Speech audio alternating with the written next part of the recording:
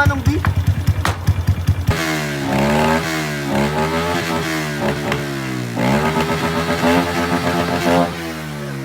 naman na rin pag nakakahawak ng anggulamot mo ha. Sinecheck pala.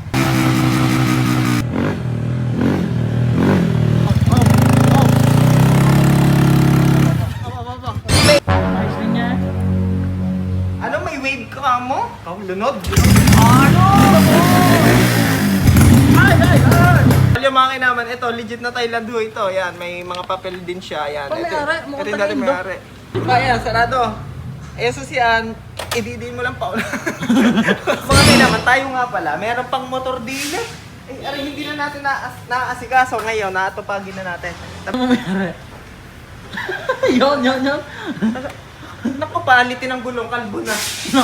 Alam mo kung ba't mainit ngayon? Filter lang. Kalbo to eh. Kaya pala. Dediretso ko na to. Bubuoy ng mga re. Ayos din niya. Ano, may wave ka mo? Nastigan boss Alhon. Ay, hindi pala. Ako tinutok lang kuya. Yun. Kalbo yan ha. Start natin.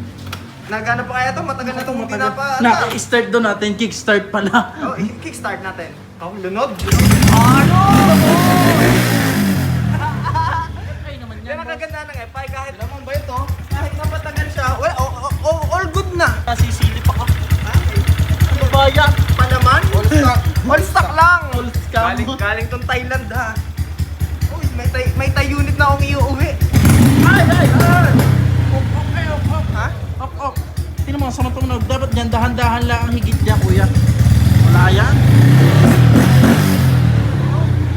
Tunog Thailand. Nagkaka-wave na doon sa amin. Ako'y napapag-iwanan. Iba na ngayon, halate ka na lalo. Late na ba ako? Yung mga naman, ito, legit na Thailand ho ito. Yan, may mga papel din siya. Yan. Pamayari, mukhang ito yung dati taga-Indo. mayari.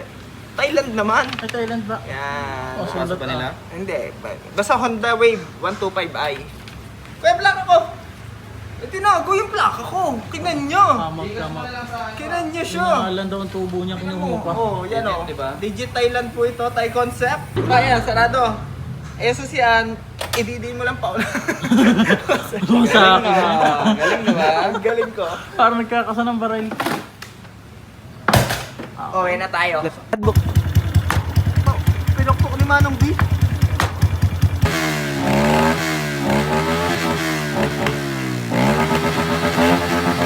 Hirap naman na rin pag nakakahawak ng anggulamot mo ha. Sinecheck pala.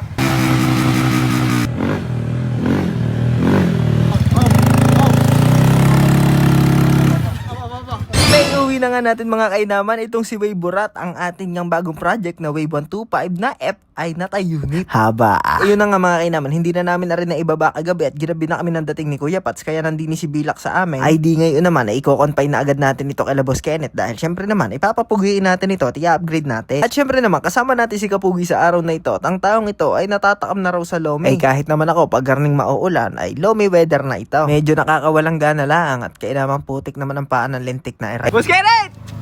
May bago tayong project! Hindi tayo kay Boss Kenneth, boss! May bago tayong project! At dito nga ibinaba na namin na rin si Wave Burat at ikaw-confine nga natin ito dito mga kainaman. Siyempre, papupugiin natin. Pero pinag-iisipan ko pa dahil parang ayoko pa munang iparepint ito dahil asol na rin naman siya. At isa pa ay medyo makinis pa rin naman ang pintura niya. Ay di kong sakwan yung mga ibang piyesa munang uunahin natin palitan mga kainaman, yung makakapagpapogi sa tindigan niya.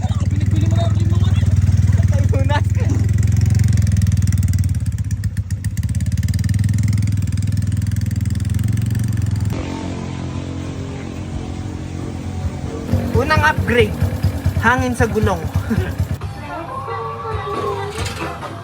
Ay, tunugan pa lang dito naman eh. Talaga namang pang-anuhan eh. Pang-Thailand na eh. Nakapailit. Thailand! At sa mga nagtatanong naman dyan kung anong motor nga ito, ito nga ay Honda Wave 125i. Ito ay FI na version na Thailand unit. Hindi na ang bingkong. Ano? Bingkong. Oh, ba't pa may hawak agad ng martilyo naman? Nakita lang ang bingkong. Tutulungan na, magagalit pa ata. Ipag yan ha. Baka sabihin mo hindi yan totoo. Hindi, may nakita ko. Ako naman dati nagtrabaho din sa gayang alay na ano. Pinokpok ni Manong B. Manong B, Art? Kakanti na. Nasa na nga? O nga, teka, nawala. Nasaan ang bingkong?